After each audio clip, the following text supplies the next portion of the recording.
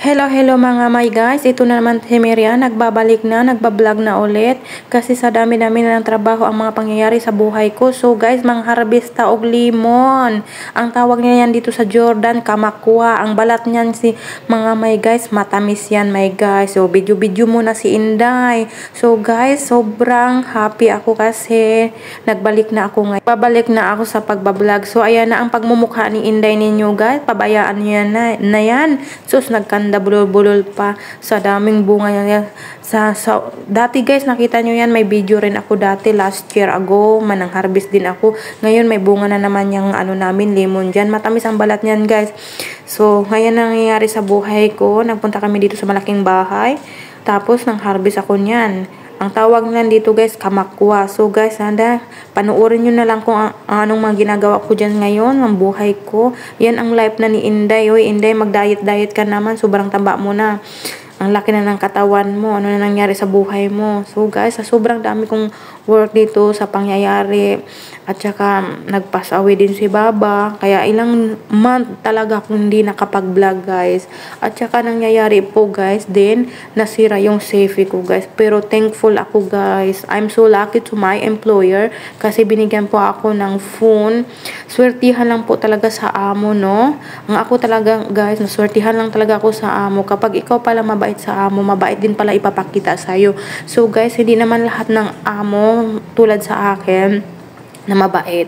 So ngayon guys, ang alaga ko na lang, isa na lang yung alaga ko ngayon, yung asawa. Yung dati kong alaga, wala na siya. Nag-pass away na po siya. Pero masakit man sa akin. Pero okay lang, tanggap naman ng pamilya din nila. Pero yun, sobrang minahal ko talaga yung amo ko na yun kasi sobrang bait yun na matanda na inaga. In 7 years ko siyang inalagaan guys. Grabe ang pagtitiis namin sa pagkasakit niya, grabe ang pagtitiis namin. So guys, ayan no, nagpapatuloy ang pag-harvest ni Inday Badiday ninyo. Hayaan nyo na lang siya dyan. Papasensyahan nyo na yung iba kong mga voice over kasi nagkanda bulol-bulol. Kasi ilang month din ako na hindi nakapag-vlog guys. Hindi din ako nakapag-over. Sus, Miriam Sabaliero, ano na nangyari sa katawan mo? Ayan guys, ang original ng pagmumukha ko guys. Without filter yan guys. Yan ang original ng pagmumukha ko. Tapos alam mo ba guys, kananibago ko sa new cellphone ko guys. Sabi ko na, saan ba ang filter nito? Sa filter na lang kasi ako kumakapit guys. Alam nyo na yan. Hayaan nyo na yan. Sa filter ako kumakapit. Yun, kahit anong hanap ko ng filter guys, walang filter ako nakita sa cellphone ko guys. So nagpapatuloy din ako dyan. Maya-maya niyan guys, aalis din ako. Tinawag ako ng anak ng amo ko kasi nawalaan kami ng tubig yun dyan. Lumipad na nandiyan yan. Tatalaw na ako dyan dyan guys, kasi tinawag na ako niyan guys.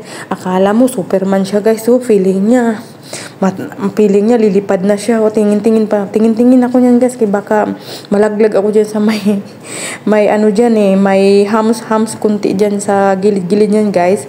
So ayan. Pero gusto ko na talagang tumalon dyan nga time guys kasi tinawag niya ako. Pero pinagpatuloy ko pa rin ang pagkukuha guys. O patingin-tingin.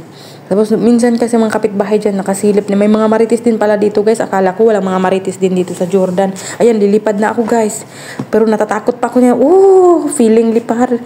Pilingon din parang lipad. Ayan na guys. So ayan na guys, magpatuloy tayo. Tinawag ako sa rooftop kasi nawalaan kami ng tubig. Ang motor daw, i-on ko daw. So ang ginagawa ko naman, mag-video muna guys. Alam mo naman mga Pinay, mahilig sa video din. At saka nanibago din ako guys. Patuloy ko, ayan na nga yung kuha ko. Fast forward na tayo dyan. At yan ang nakuha ko ngayon.